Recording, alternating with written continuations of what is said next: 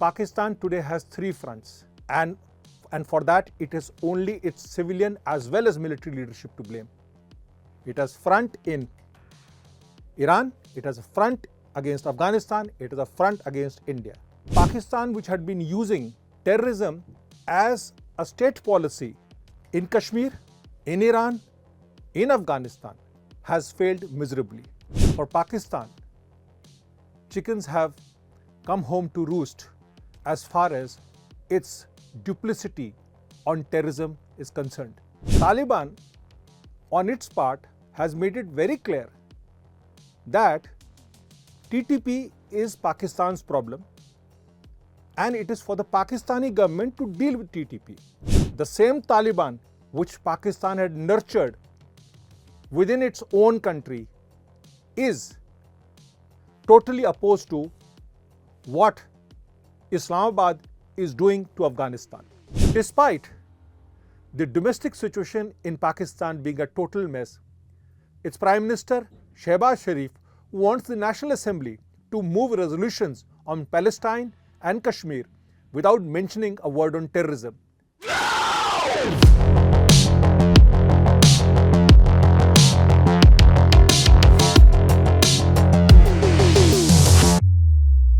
Namaskar. 12 years ago, the then US Secretary of State Hillary Clinton went to Islamabad and told the Pakistanis bluntly that they cannot have snakes in their backyard and expect them to only bite their neighbors. For Pakistan, chickens have come home to roost as far as its duplicity on terrorism is concerned. Pakistan has been playing this double game over at least 3 decades, but unfortunately for Pakistan, it gets caught every time. This time, it has got caught in Afghanistan. On March 18th, Pakistan attacked 2 sites, one in Khost, other in Paktika, to take out what they called were Tehreek-e-Taliban Pakistan extremists. Afghanistan, under the Taliban, launched an immediate attack with artillery firing on Pakistan's posts across the Durand line. Now, here lies the question. Why did Pakistan attack Tehreek-e-Taliban Pakistan camps across the Durand line? After all, it was Pakistan who raised up Tehreek-e-Taliban Pakistan to establish an Islamic Emirate in Afghanistan and help out the Taliban take out the US coalition forces. Today, Pakistan wants the same Taliban to take action against TTP, as the TTP is now wanting twofold things. TTP wants, just as it helped Taliban to establish an emirate, Islamic Emirate in Afghanistan, they also want to establish an Islamic Emirate in Pakistan. Second thing, they want control of what was earlier called the FATA area and right now the Khyber Pakhtunkhwa area. Fact is that Pakistan again has been caught something of its own making. What has happened now is that Imran Khan, who once said that Taliban had shaken the shackles of slavery by taking over Kabul on August 15, 2021, has inadvertently opened the Durand line question. Taliban, on its part, has made it very clear that TTP is Pakistan's problem and it is for the Pakistani government to deal with TTP. At best, the Taliban can only facilitate a dialogue, which it has done even during the current regime. But the problem here is that Pakistan does not know how to handle TTP, and Taliban is very clear that it does not recognize the Durand line, which was demarcated as a Pakistan-Afghanistan border in 1893 by Sir Mortimer Durand. 3 decades ago, Pakistan helped the Americans take down the erstwhile Soviet Union when it had occupied Afghanistan and made them withdraw from Afghanistan in 1989, thinking that Afghanistan actually is going to be a strategic depth for Pakistan against India. Today, the same Taliban which Pakistan had nurtured within its own country is totally opposed to what Islamabad is doing to Afghanistan. The strategic depth is actually turning out to be a strategic loss for Pakistan, as Taliban clearly wants all the areas that are dominated by the Pashtun community to come under Afghanistan. And if that happens, Pakistan itself will be divided into two pieces. Now, where does it go from here? The Taliban, which has not been recognized by any government in the world, is still an Islamic military regime which is ruling Afghanistan. But their nationalistic fervor is such that hardly anybody from outside can intervene into Afghanistan. The Soviet Union tried, failed. The Americans tried, failed. Even the Pakistanis do not have the capacity to take on the Taliban. Similarly, the Taliban cannot do anything to Pakistan because it does not have the wherewithal or the capacity to do any serious cartographical changes to the Durand Line.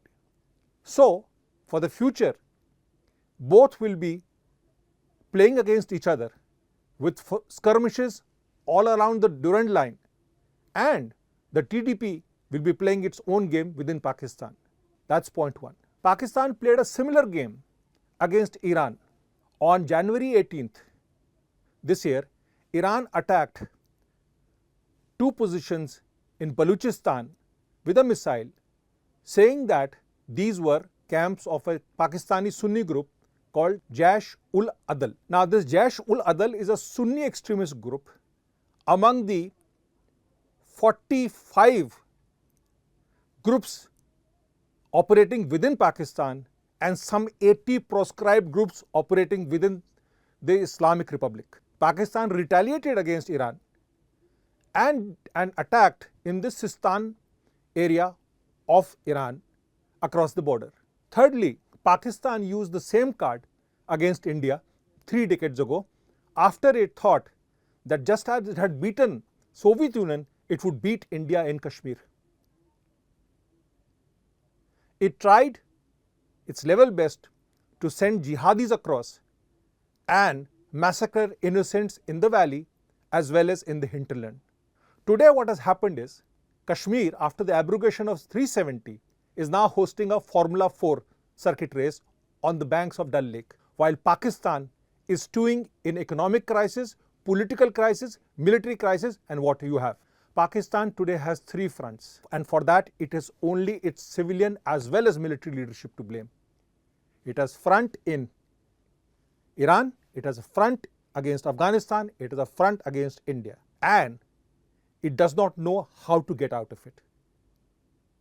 Because today, neither the US nor Russia has any time for Pakistan or what is happening in AfPak region. China does not have the wherewithal and the capacity to take it on in the long run. Now, what you have is that Pakistan, which had been using terrorism as a state policy in Kashmir, in Iran, in Afghanistan, has failed miserably. Sole mortgage to China. Pakistan only itself has to be blamed for the myopic political and military leadership. Both have used the other for its own benefits.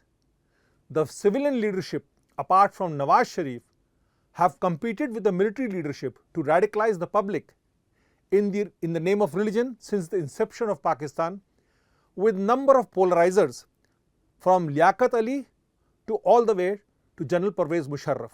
It is a country that has been used and continues to be used by big powers like US and China only to be thrown away after the work is done, just like America did for the war in Afghanistan.